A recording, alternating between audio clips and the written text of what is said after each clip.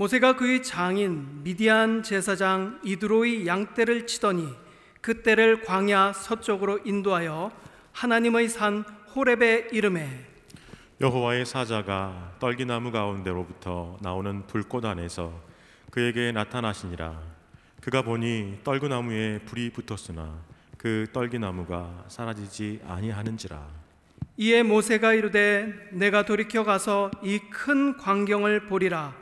떨기나무가 어찌하여 타지 아니하는고 하니 그때 여호와께서 그가 보려고 돌이켜 오는 것을 보신지라. 하나님이 떨기나무 가운데서 그를 불러 이르시되 모세야 모세야 하시매 그가 이르되 내가 여기 있나이다. 하나님이 이르시되 이리로 가까이 오지 말라. 내가 선 곳은 거룩한 땅이니 내 발에서 신을 벗으라. 또 이르시되 나는 내 조상의 하나님이니 아브라함의 하나님, 이삭의 하나님, 야곱의 하나님이라. 모세가 하나님 배웁기를 두려워하여 얼굴을 가리매 여호와께서 이르시되 내가 애굽에 있는 내 백성의 고통을 분명히 보고 그들이 그들의 감독자로 말미암아 부르짖음을 듣고 그 근심을 알고 내가 내려가서 그들을 애굽인의 손에서 건져내고 그들을 그 땅에서 인도하여 아름답고 광대한 땅, 젖과 꿀이 흐르는 땅, 곧 가나안 족속, 헷 족속, 아모리 족속, 브리스 족속, 히위 족속, 여부스 족속의 지방에 데려가려 하노라. 이제 가라. 이스라엘 자손의 부르짖음이 내게 달하고 애굽 사람이 그들을 괴롭히는 학대도 내가 보았으니 이제 내가 너를 바로에게 보내어 너에게 내 백성 이스라엘 자손을 애굽에서 인도하여 내게 하리라.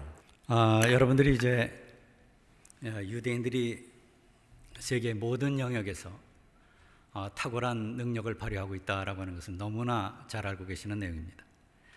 전 세계 인구의 0.2%밖에 안 되는데 노벨상의 25%를 차지하죠. 그 중에서 특별히 이제 과학상과 관련돼서 과학상만 계산을 한다고 그러면 30%가 훨씬 넘는 그런 상을 받은 민족이 유대인입니다. 그리고 미국 인구로 따지면 미국 전체 인구의 1.5%밖에 되지 않는데 미국 내 국내 총생산, 소위 GDP라고 하죠. 미국 내 국내 총생산의 약 20%를 유대인이 감당을 하고 있습니다. 자, 이와 같은 놀라운 민족이 유대인인 것 우리가 익히 들어서 잘 알고 있고요. 그리고 우리가 관심 갖는 것이 유대인들의 교육법은 무엇일까? 어떻게 유대인들이 그와 같은 결과를 낼 수 있는 민족이 되었을까? 어떤 사람은 유대인들을 가리켜서 만들어진 민족이다 이렇게 얘기합니다. 그만한 노력이 들었다라고 하는 얘기죠. 바로 얘기할 것도 없이 유대인들에게는 우선 하나님의 말씀이 있었습니다. 그게 첫 번째 조건이었었죠. 그 다음에 우리가 또 한 가지 든다면 유대인들은 고난받는 민족이었습니다. 우리가 사실 이 고난이라고 하면 그리고 고통, 어려움, 난관 이런 것은 피하고 싶은 그러한 삶의 요소 중에 하나입니다. 그러나 이스라엘 백성들에게는 그러한 것이 주어졌어요. 나라 없이 한 2000년을 살았습니다. 오늘날에는 생명법 또는 인권, 국제인권, 세계인권, 약자보호, 평화 이런 얘기를 흔히 하는 그리고 그것이 국제적으로도 잘 정비되어 있는 그러한 시대를 살고 있습니다. 그래서 웬만한 선진국에 가면 다 우리가 인권을 보호받을 수 있는 그런 삶의 터전이 이미 다 마련이 되어 있습니다. 그런데 불과 한 100년 전, 200년 전까지만 해도 그런 것이 거의 전무하다시피 했습니다. 권력에 의해서, 힘에 의해서, 무력에 의해서 통치되는 무법천지식이나 마찬가지였습니다. 법이 있어도 그것은 일부 소수의 권력자, 이런 사람들에게, 그런 사람들이 유리하도록 그렇게 만들어지고 시행됐던 것입니다. 그러니까 힘없는 민족, 나라 없는 민족, 어디 기댈 데 없는 사람들, 다 서로 뿔뿔이 흩어서 살고 있는 사람들, 바로 이 유대인들에게는 도대체 그들이 기댈 수 있는 것이 아무것도 없었습니다. 그래서 그러한 고난 속에서 그들이 의지할 수 있었던 것이 무엇일까? 조금 전에 말씀드린 대로 우선 하나님의 말씀이 있었습니다. 그리고 그들에게는 끊임없는 그런 고난과 역경이 있었습니다. 불과 한 60, 70년 전만 해도 그들은 2차 대전 때 약 600만이 학살당하는 민족 학살, 제노사이드라고 그러죠. 민족 학살이라고 하는 그런 엄청난 재앙을, 고통을 겪었습니다. 그들에게는 이와 같은 고통이 있었고요. 그래서 그들은 스스로 생존해야 됐습니다. 어디에서나 살아남아야 됐었어요, 우선. 그러니까 열심히 일할 수밖에 없었고, 그들이 가질 수 있었던 것은 무력이라고 하는 것이 도대체 아무런 의미가 없었습니다. 그들이 총칼을 가진들 무슨 그게 소용이 있었겠어요? 우리가 살 수 있는 길은 우리가 기술을 배우는 거다. 우리가 살 수 있는 것은 남보다 좀 더 이제에 밝은 것이다. 그래서 그들은 금융을 발전시켰습니다. 우리가 좀 더 안전하게 살 수 있는 것은 우리 속에, 우리 머릿속에 담고 있는 지혜다. 그래서 그들은 지혜를 얻으려고 애썼고 성경에서 그 지혜를 찾으려고 애썼습니다. 그리고 삶 속에서 그들은 많은 것을 관찰해가면서 무엇이 우리가 이러한 어려움 속에서 살아남을 수 있는 길이겠는가, 무엇이 삶의 길이겠는가, 방식이겠는가, 이런 것을 많이 고민했죠. 그러다 보니까 그들 사회에서는 그 유대인들은 어떤 사회에 처하든지 어떤 상황에 처하든지 그 고난을 이겨나갈 수 있는 자생력이 생겼습니다. 자, 그런데 이러한 많은 고난을 거치면서 하나님께서 그들을 성장시켜 주셨습니다. 고난 속에서 성장하는 겁니다. 600만이 학살되는 그러한 상황 속에서 그들은 성장했습니다. 우리도 여기서 많은 것을 배울 수 있습니다. 하나님께서는 우리들 오늘 하나님의 백성, 예수 그리스도를 섬기는 모든 하나님의 백성을 위해서 이와 같은 지혜를, 바로 특별히 오늘 우리가 읽은 본문 모세를 통해서, 모세의 삶을 통해서, 그의 삶에 관한 기록을 통해서 무엇이 삶의 길이고 이것을 통해서 우리가 무엇을 배우고 무엇을 깨달아야 되는가라고 하는 것을 오늘도 우리들에게 가르쳐주고 계십니다. 우리 모세라고 하는 사람은 너무나 잘 아는 그런 사람입니다. 그래서 교회 생활을 하면서 거의 매주 한 번씩 듣게 되는 그런 이름이 모세입니다. 자, 그런데 이 모세가 역시 마찬가지로 그의 삶 가운데 참 어려운 그런 상황 속에서 자라났고, 그리고 하나님의 일을 감당했던 사람입니다. 여러분 너무나 잘 아시죠? 지금 모세가 태어날 때는 애굽의 세토스 1세라고 하는 왕 시대로 추정이 됩니다. 대략 1305년에서부터 1290년까지 통치했던 그러한 애굽의 왕입니다. 이 세토스 1세 때 이제 이스라엘 백성들을 박해를 하게 되고요. 그리고 이스라엘 백성들에게 민족 학살을 내립니다. 조금 전에 우리가 2차 대전 때 약 600만 명이 살해됐다 이렇게 얘기했습니다. 똑같이 마찬가지입니다. 주전 약 14세기경에 이스라엘 사람들이 바로 이 모세 시대 때 이와 유사한 체험을 하게 됩니다. 태어나는 어린이들을 모두 다 죽이게 합니다. 민족 말살 정책입니다. 하나님의 은혜로 모세가 살아났어요. 애굽 왕 바로의 공주의 양자가 됩니다.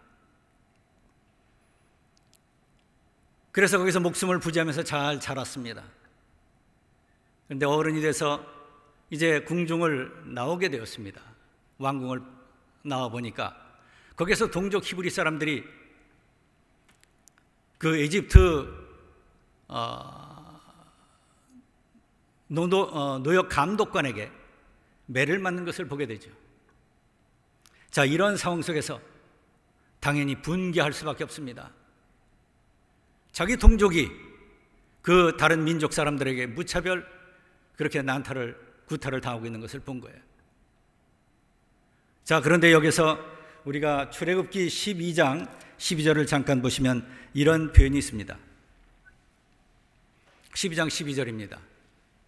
좌우를 살펴 사람이 없음을 보고 그 애굽 사람을 쳐 죽여 모래 속에 감추니라. 여러분, 이 표현을 잘 생각해 보면 이렇습니다. 좌우를 살펴보았어요. 저 지금 애굽 사람이 우리 동족 히브리 사람을 때리고 있는 거예요. 그랬을 때 이 행동은, 여기서 표현은 간단하지만 좌우를 살폈어요. 이것은 의도적인 살인입니다. 고의적 살인입니다. Attempted murder라고 그러죠. 이런 고의적 살인을 하고 있습니다. 그 다음에 또 보시면 그 애굽 사람을 쳐 죽여서 모래 속에 감추니라. 범행을 은폐하는 겁니다. 시체육입니다. 애굽 사람의 입장에서 보면 이것은 배신자입니다. 그리고 이와 같이 엄청난 살인을 저지른 겁니다. 이건 실수해서 넘어뜨려서 갑자기 자기도 모르게 죽이려고 의도하지 않았는데 넘어져서 죽은 것이 아닙니다. 그는 의도한 살인을 저질렀어요. 그리고 시체를 유기했습니다. 그리고 그는 배반자였었습니다. 궁중에서 잘 자랐지요. 그런데 이와 같은 죄를 저지른 겁니다. 그리고 도망갔습니다. 미디안 광야로 도망갔어요. 그 내용이 이제 그 이하 나머지 본문에서 쭉 전개가 됩니다. 거기에서 시보라라고 하는 한 여인을 돕게 됩니다. 그리고 결국 그 집에 사위가 되지요. 그래서 시보라와 결혼해서 아이를 낳습니다. 이제 그는 그의 자기의 삶을 보면 도대체 어디에 의지할 곳이 없는 겁니다. 자기가 그동안 자랐던 곳, 잘 살았던 곳, 그곳에선 배신자요, 그리고 고의적 살인자입니다. 시체 유기범입니다. 어떡할 겁니까? 도망갈 수밖에 없었고, 이제 그 미디안 광야에 바로 이 이드로라고 하는 제사장, 바로 이 사람의 사위가 돼서 그곳에 정착하려고 합니다. 그리고 그곳에 결혼했습니다. 그리고 아이를 낳습니다. 첫 번째 아이를 게르솜이라고 합니다. 게르솜이라고 하는 이름을 지어주면서 내가 타양 땅에, 내가 이방 땅에 나그네가 되었구나, 이렇게 탄식을 합니다. 자, 이것이 지금 오늘 우리가 읽은 본문 바로 직전의 모세의 삶의 모습이었습니다. 내가 이방 땅에 나그네가 되었다.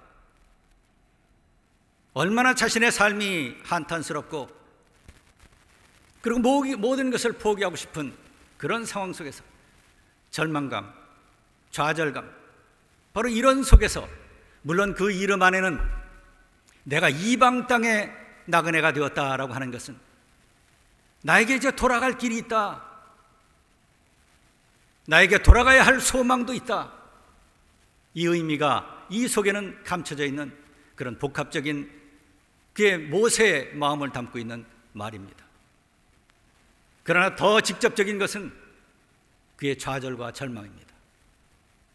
내가 왕자로서 살던 내가 비록 양자로서 살았지만, 그러나 그 모든 것, 그 모든 영화를 다 잃어버리고 이제 이곳에서, 미디안 광야에서 한 사람의 목자로, 이방인으로 나그네로 살게 되었구나.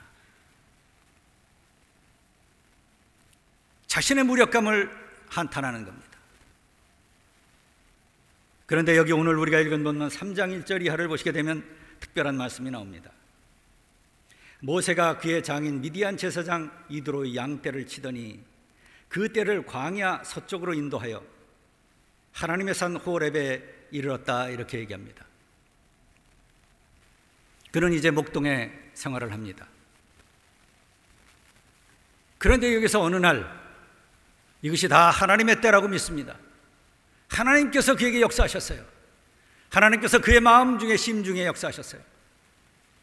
그래서 그냥 양떼를 돌보기 위해서 광야로 단순히 나간 것이 아니라 광야로 나갔습니다. 그런데 거기서 특별한 곳을 찾았어요. 그것이 바로 이 성경 본문에 그대로 하나님의 산 호렙이라고 이렇게 얘기합니다. 그는 무언가 여기에서 벗어나지 않으면 안 되겠다라고 하는 생각이 들었거나, 더 이상 이 상황 속에서 안주해서는 안 되겠다라고 하는 그런 생각이 들었던 겁니다. 그래서 한번 이제 내가 하나님의 산에 가봐야 되겠다. 그리고 그것은 바로 이러한 마음이 들도록 하나님께서 역사하셨고, 그의 발걸음이 바로 하나님의 산 호렙을 향하겠습니다. 그 다음 보시면 여기서 2절, 여호와의 사자가 떨기나무 가운데로부터 나오는 불꽃 안에서 그에게 나타나시니라. 여기서 불꽃 안에서 그에게 나타나시니라 이렇게 되어 있습니다. 이것은 불꽃의 모양으로 하나님의 천사가 나타났다라고 하는 것과 같은 의미입니다. 그래서 여러분들이 이제 나중에 표준 세번역을 보시게 되면 거기서는 하나님 불꽃으로 그에게 나타나시니라 이렇게 되어 있습니다. 하나님의 천사가 거기서 나타났어요. 떨기나무가 있는데 거기 불이 타오는 것을 보게 됩니다. 그런데 그것이 사라지지 않는 거예요. 너무나 신기하죠. 하나님께서 이 모든 것을 예비하고 계셨어요. 모세가 이곳에 가기 전에 하나님께서 천사 여호와의 사자를 보내서 그곳에서 나타나게 하셨던 겁니다. 우리의 삶 가운데 그 어떤 것도, 그 어떤 하나도 하나님의 손길이 없는 것이 없습니다. 여러분들이 이 자리에 계신 것도, 그리고 지금 화면을 통해서 함께 예배드리는 모든 하나님의 백성들이 다 하나님의 역사로 그 자리에 모이는 겁니다. 역시 마찬가지로 모세의 삶에서도 지금 여기에 고의적 살인을 범하고 그것이 민족에겐 또는 조국에건 애국심이건 상관없이 하여튼 살인을 저지른 겁니다. 그리고 이렇게 핏이 나와 있어요. 그리고 절망감과 공허함과 좌절감 속에 빠져 있습니다. 바로 이러한 상황 속에서 하나님께서 그에게 역사하셔서, 그의 심령 중에 역사하셔서 그의 발걸음을 하나님의 산 호렙으로 옮기게 하셨고, 바로 이렇게 옮길 것을 하나님께서 아셨어요. 하나님께서 계속 역사하십니다. 하나님께서 하나님의 뜻을 이루실 때까지 계속 역사해 주십니다. 그리고 미리 여기에 하나님의 사자 천사를 보내서 거기에서 신기한 현상이 나타날 수 있도록 하나님께서 예비하셨습니다. 예비하시는 하나님, 우리 앞에서 인도해 주시는 하나님, 그 만유의 주권자이신 섭리의 하나님께서 이렇게 역사해 주신 것입니다. 그 하나님께서 오늘도 우리를 불러주셔서 여러분 이 자리에 모아주신 줄 여러분 믿으시기 바랍니다. 바로 이 코로나라고 하는 어려운 상황 속에서도 우리의 신앙을 다듬어가길 원하시고요, 이 자리에 불러주시고 또 우리 모니터 앞에 앉아서 함께 예배드릴 수 있도록 하나님께서 우리 모두의 심령에 역사하여 주신 것입니다. 모세에게 역사하신 바로 그 세밀하고 치밀하고 그 섭리 가운데 사랑 가운데 역사하시는 바로 그 하나님께서 오늘도 동행하여 주십니다. 자, 그런데 여기 본문 보시면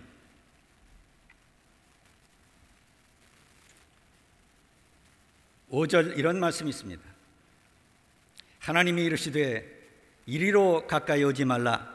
네가 선 것은 거룩한 땅이니 네 발에서 신을 벗으라. 이렇게 얘기합니다. 네 발에서 신을 벗으라. 그 다음 나오는 본문이 이르시되 나는 네 조상의 하나님이니 아브라함의 하나님, 이삭의 하나님, 야곱의 하나님이니라. 모세가 하나님 배웠기를 두려워하며 얼굴을 가리매. 이렇게 되어 있어요. 여러분들 여기서 본문 말씀을 잘 보시면 제가 다시 한번 본문을 읽겠습니다. 하나님이 이르시되 이리로 가까이 오지 말라. 내가 선 곳은 거룩한 땅이니 네 발에서 신을 벗으라. 하나님께서 명령하셨어요. 이 땅은 거룩한 땅이다. 네가 신을 벗어라. 이 신을 벗으라라고 하는 것은 네가 너의 주권을 다 내게 맡겨라. 네 삶의 주인은 나다라고 하는 것을 인정해라라고 하는 겁니다. 지금까지 내 삶은, 네 삶의 주인은 너다라고 이렇게 생각했지만 이제 그 모든 너의 자신의 내 생명과 내 삶의 모든 권리를 나에게 양도해라. 내 앞에 항복하라. 이런 의미를 담고 있는 겁니다. 참 막중한 굉장히 무거운 하나님의 명령이죠, 사실은. 자, 그러한 명령이 있은 다음에 6절 보시게 되면 또 이르시되 나는 네 조상의 하나님이니 아브라함의 하나님, 이삭의 하나님, 야곱의 하나님이라 모세가 하나님 배웠기를 두려워하며 얼굴을 가렸다 이렇게 얘기합니다. 그 다음에 7절 이하 보시게 되면 여호와께서 이르시되 내가 애굽에 있는 내 백성의 고통을 분명히 보고 그들이 그들의 감독자로 말미암아 부르짖고 그 근심을 알고 내가 내려가서 그들을 가나안 땅으로 인도하여 내겠다. 바로 이스라엘 백성들을 가나안 땅으로 인도하는데 내가 너를 사용하겠다.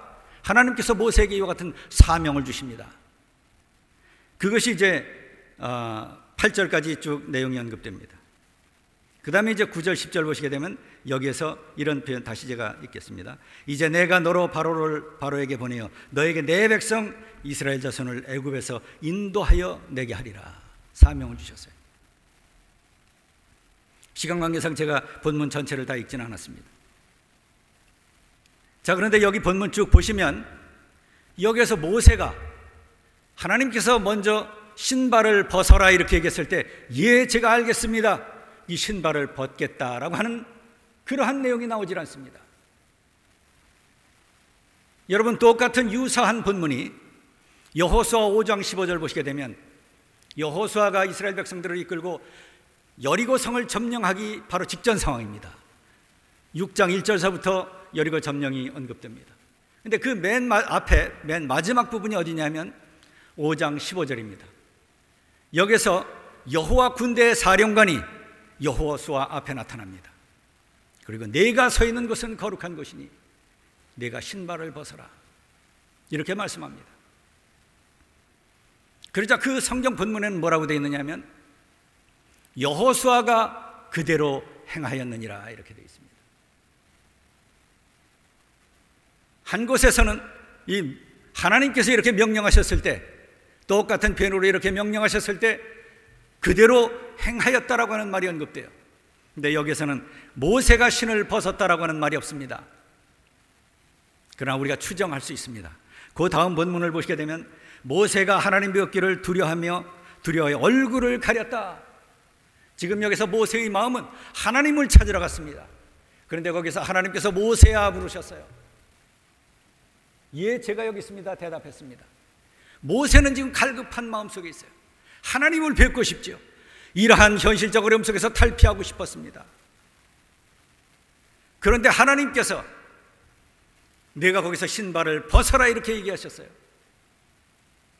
여러분, 우리가 모세라고 이렇게 가정하면, 그리고 하나님의 음성을 이미 들었습니다. 그 전에 지금 여기 천사가 그 불꽃으로 나타나는 것도 보았어요. 바로 이런 놀라운 장면 앞에서 하나님의 임재를 느끼지 않았겠어요? 하나님의 음성에 대답까지 했습니다. 자, 그래서 여기서 우리가 이 상황에 있다라고 하는 것을 가정해보면 깜짝 놀라서 우리가 그냥 아무 생각도 없이 신발을 벗었을 겁니다. 그리고 더더군다나 여기에서 보시면 하나님 배웠기를 두려워해 얼굴을 가릴 정도였었습니다. 여기에 표현은 없지만 모세는 신을 벗었을 것이다 이렇게 우리가 충분히 생각할 수 있어요.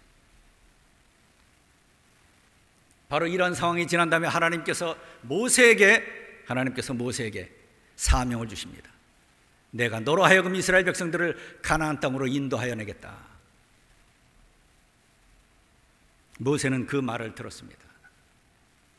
그런데 여기서 지금 우리가 모세가 신을 벗었다라고 하는 사실을 가정한다 하더라도 여기서 모세의 이 대답은 그의 심령 깊은 곳에서 나온 대답은 아닙니다. 다시 말해서 연단된 그러한 심령 속에서 나온 대답이 아니었던 것입니다. 대답을 했다 하더라도 그냥 놀라서 대답을 했습니다. 놀라운 것은 하나님께서는 이렇게 자기가 깊은 생각 없이 그냥 놀라서 하나님 앞에 대답했어도 하나님께서는 글을 쓰셔서 내가 너로 하여금 가나안 땅에 이스라엘 백성들을 인도하는 지도자로 세우겠다 이렇게 하시고 역사하시는 분이시다라고 하는 겁니다. 그리고 그 하나님께서 하나님의 백성을 만들어 가십니다.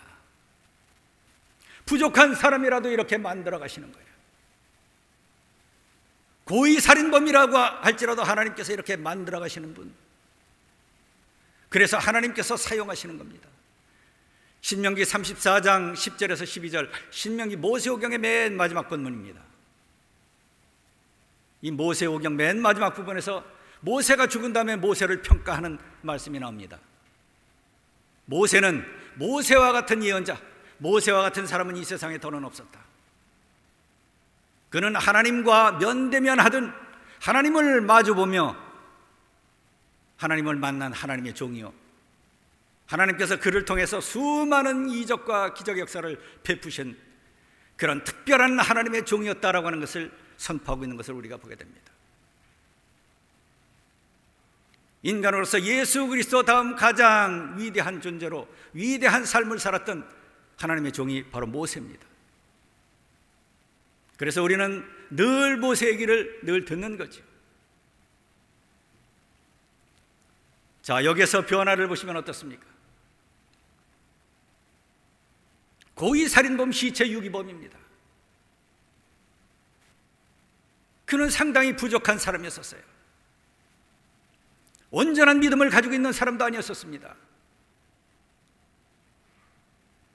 그런데 하나님께서 그를 만들어 가십니다. 여기서 이 오늘 우리가 읽은 본문 다음에 나오는 본문이 3장 11절 이하 본문입니다. 이것이 지금 다 모세가 소명을 받는 소명과 관련된 내용입니다. 자, 그런데 여기서 3장 11절에서부터 4장 17절까지 여기서 긴 본문이 나오는데, 여기에서 지금 하나님으로부터 사명을 받은 모세가 계속해서 그것을 회피합니다. 5번에 걸쳐서 회피합니다. 자, 11절 보시게 되면 3장 11절 이런 말씀이 있습니다.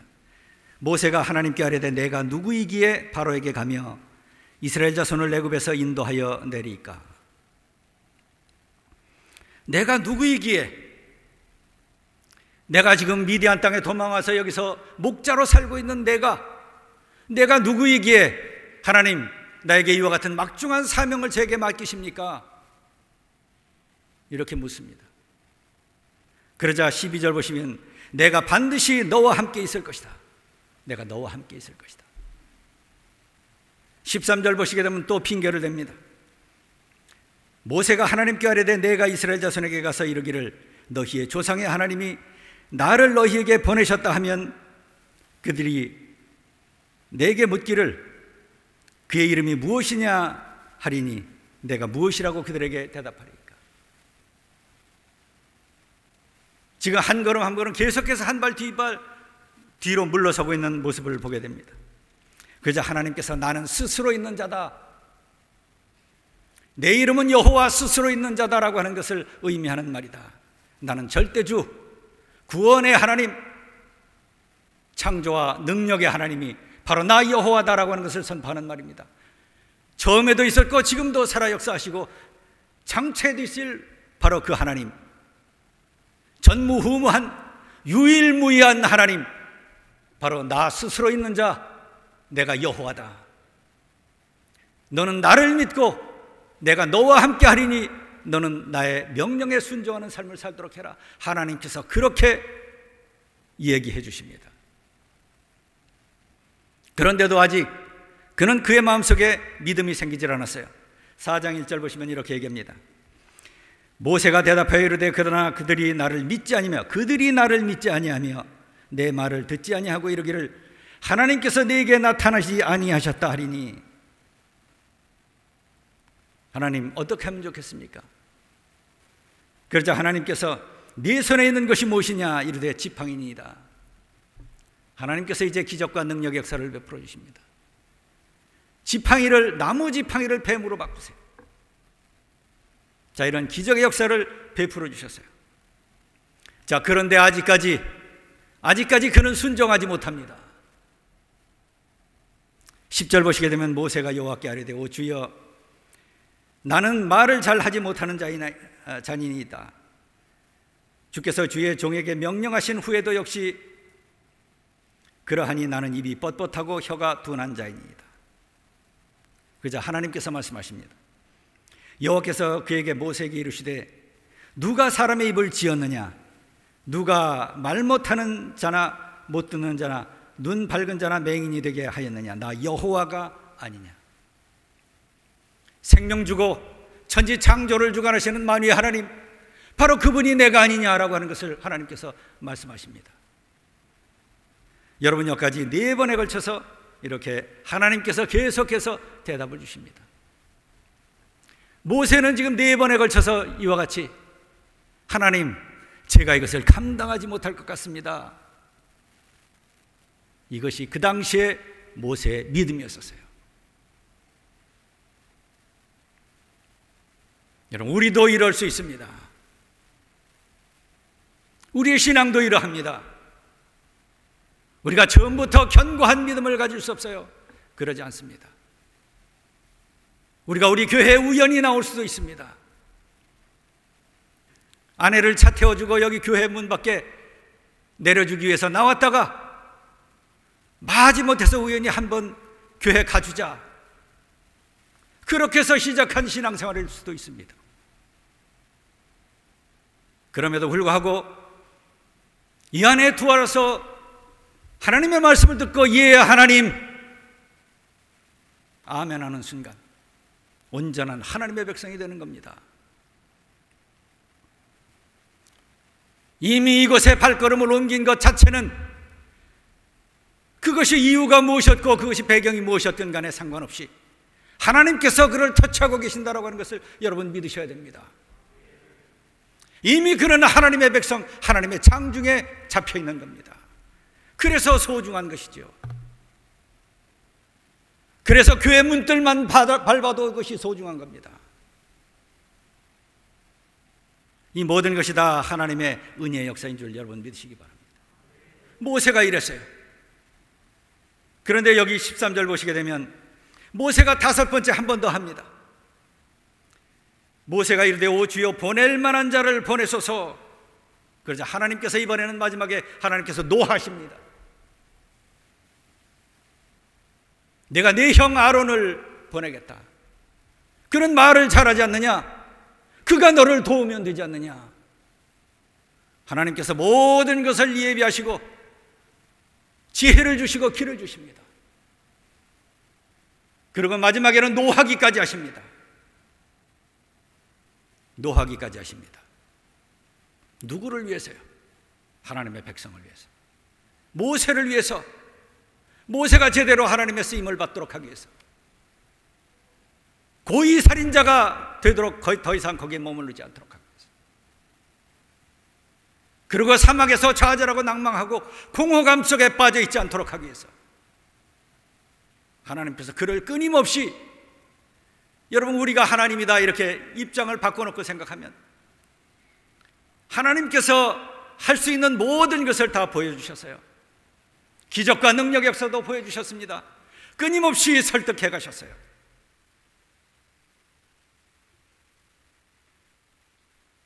한없이 참아주셨어요. 그리고 이제는 하나님께서 분노까지 해주십니다. 이것이 우리의 하나님의 사랑입니다. 그래서 17절 이 서명기사에서 이 모세가 뒷걸음질을 하는 이 맨 마지막 본문에서 너는 이 지팡이를 손에 잡고 그것으로 이적을 행할지니라. 너는 가서 이것을 행하라.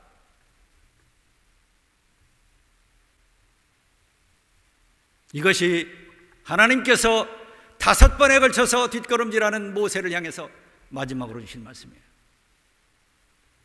하나님께서 분노하시면서까지 이렇게 다스려 주시는 역사가 있었습니다. 여러분 히브리서 12장 보시게 되면 훈계하지 않는 아버지, 하지 않는 아버지 아들은 사생아라고 이렇게 얘기하죠. 아버지는 자식을 사랑하기 때문에 훈계합니다. 교육하고 가르칩니다. 분도 낼 수 있습니다. 왜요? 누구를 위해서요? 바로 그 사랑하는 자식을 위해서. 하나님께서 여기서 모세를 위해서, 그리고 그 하나님의 백성 이스라엘 백성들을 위해서, 그리고 더 나아가서 세상 만민을 위해서 하나님께서 분노하시는 겁니다. 그리고 너의 지팡이를 짚고 떠나라 이렇게 얘기하시는 겁니다. 지팡이는 지금 모세가 갖고 있는, 모세 손에 잡혀 있는 겁니다. 하나님께서는 우리들에게 이러한 것들을 다 주셨어요. 하나님께서 우리들에게 은사를 다 주셨습니다. 감춰 잊어 있는 은사가 얼마나 많은지 몰라요. 교회는 주님의 몸입니다. 이 안에 수많은 다양한, 하나도 같지 않은 수많은 다양한 은사들이 있습니다. 우리 모두가 다 그것을 하나씩 둘씩 다 가지고 있어요. 그것이 귀하고 낮고 어떤 종류에 관계없습니다. 무엇이 좋고 무엇이 나쁘다 이런 것이 하나도 없어요. 하나님의 눈에는 다 똑같습니다. 하나님의 눈에는 다 똑같습니다. 그냥 시야가 좁은 우리가 그것을 크고 작은 것을 우리가 구분할 뿐입니다. 지혜가 부족한 우리가 구분할 뿐입니다. 그것은 하나님께서 주신 지팡이, 그것은 다 똑같은 것이고요.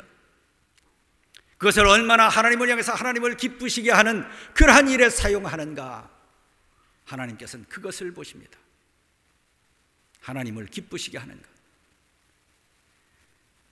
바로 이렇게 여기서 하나님께서 말씀하시자 18절에서 20절 이 소명의 마지막 부분을 보시면, 모세가 그의 아내와 아들들을 나귀에 태우고 이집트로 돌아가는데 모세가 하나님의 지팡이를 손에 잡았더라.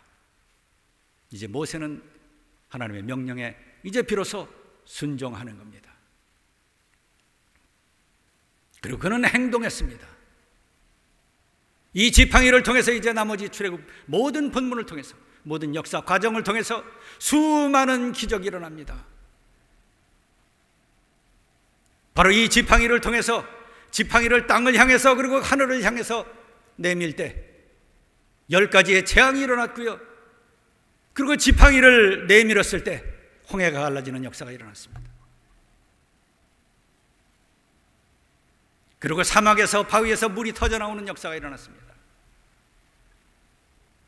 그리고 신명기, 모세오경의 맨 마지막 신명기 34장 12절 이 맨 마지막 본문에 모세와 같은 예언자는 더는 없었다. 하나님께서 이렇게 칭찬해 주십니다. 바로 이것이 하나님의 역사입니다. 하나님이 이렇게 세밀하게 역사하시는 하나님이십니다. 우리의 심령 모든 것을 알고 계시는 하나님, 우리의 모든 필요를 알고 계시는 하나님, 바로 그분이 우리 하나님. 모세에게 그렇게 역사하셨던 것처럼 고의 살인범, 시체 유기범을, 그리고 사막에서 공허한 마음속에 좌절하고 있었던 바로 이 모세를 하나님께서 고쳐 쓰셨습니다. 연약한 신앙을 가지고 하나님 앞에 섰지만 더 강한 믿음으로 변화시켜 주시고 그에게 기적과 능력도 보여주셨고 그를 한 걸음 한 걸음 성장시켜 주셨습니다. 그리고 그로 하여금 행동하게 하셨습니다. 여러분, 여기 오늘 성경 본문 말씀 가운데 네 신을 벗어라 이렇게 말씀하십니다. 네 신을 벗어라. 그리고 네 지팡이를 들고 떠나라 이렇게 말씀하십니다. 하나님께서는 우리의 온전한 주인이 되길 원하십니다. 우리의 모든 주권을 하나님 앞에 내놓기를 원하십니다. 그래야 하나님께서 역사하십니다. 그래야 하나님께서 온전히 사용하십니다. 그래야 하나님께서 자유롭게 사용하십니다. 바로 이것이 성령 충만의 의미입니다. 우리는 모두 예수 그리스도에 대한 믿음을 통해서 거듭난 이제 성령께서 나는 더 이상 사탄의 종이 아닙니다. 이제 예수 그리스도의 생명이 내 심령에 거하고 계십니다. 성령으로 내 속에 계십니다. 바로 이러한 모든 구원의 은혜를 우리가 다 지금 누리고 있는 겁니다. 그래서 우리는 우리 자신을 하나님의 백성이라고 이렇게 얘기하죠. 그래서 우리는 예배 드릴 때마다 사도신경을 낭송하고 고백합니다.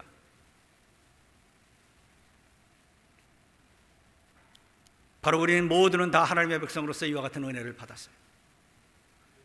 그 하나님께서 이제 우리 속에 계신다라고 약속해 주셨고 그것을 그렇다라고 이렇게 말씀해 주셨어요. 성경에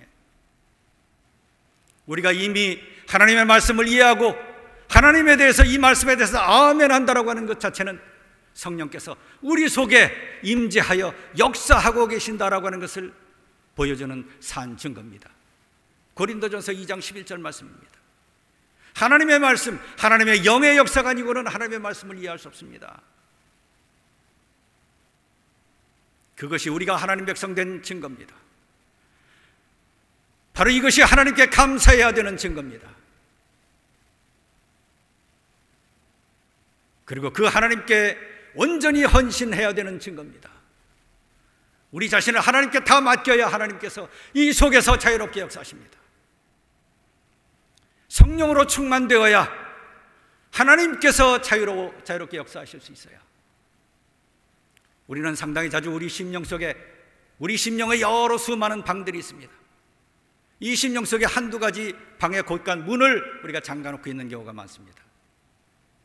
그것을 우상처럼 소중히 여깁니다. 하나님, 이것만은 양보할 수 없습니다. 내가 조금 더 시간을 내서 좀 더 많은 돈을 좀 벌어야 되겠습니다. 이 사업을 조금 더 잘 운영하기 위해서 내가 이런 일을 하면 더 좋을 것 같습니다. 아니면 이 일을 좀 더 하고 하나님 일 더 열심히 하겠습니다. 하나님보다 지금 내 자식의 여기 입시 시험이 조금 더 급합니다. 아버지 하나님, 하나님 섬기는 것 내가 조금 유보하겠습니다. 나의 부족함과 나의 잘못과 내 죄 이것도 가려놓고 하나님 앞에 모든 것 내려놓고 하나님 용서하여 주시옵소서, 이렇게 회개할 수 있는 그러한 마음도 다 가려놓고 있는 경우가 얼마나 많은지 모릅니다. 여기에 하나님께서 온전히 역사하실 수 없습니다. 이것은 충만한 삶이 아닌 겁니다. 하나님께서 온전히 하나님 앞에 항복하는 것, 하나님은 그것을 우리들에게 원하고 계십니다. 그때 비로소 하나님께서 우리들에게 한량없는 은혜와 축복을 내려주시기 때문에 그렇습니다. 하나님은 오늘도 우리들에게 완전히 하나님 앞에 항복하길 원하고 계십니다. 그것이 영원한 축복의 길이기 때문에 그렇습니다. 바로 모세도 처음에는 그가 알았거나 몰랐거나 간에 5번에 걸쳐서 망설임을 보여주었어요. 그러나 하나님께서는 끝까지 모세 앞에 분노하기까지 하시면서 모세를 하나님의 종으로 삼아주셨고 이스라엘의 가장 위대한 하나님의 종으로 그렇게 세워주셨고 우리들의 삶과 신앙의 본을 보여주는 그런 귀한 하나님의 종이 된 겁니다. 하나님께서는 오늘도 우리들을 향해서 이렇게 부르십니다. 하나님 앞에 순종하는 것, 하나님 앞에 온전히 항복하는 것. 하나님은 오늘도 우리들에게 모든 것은 내가 책임진다. 우리 모두의 각자의 삶의 모든 열매, 모든 아름다운 것, 하나님께서 예비하신 모든 축복들, 하나님께서 우리들에게 특별히 예비하신 영원한 하늘의 상급, 이것은 바로 이 하나님에 대한 순종의 결단이 있습니다. 그리고 그 하나님께 충성하는 데 있습니다. 바로 이러한 믿음으로 승리하는 우리 모든 사랑하는 성도님들이 다 되시길 주님의 이름으로 축원합니다.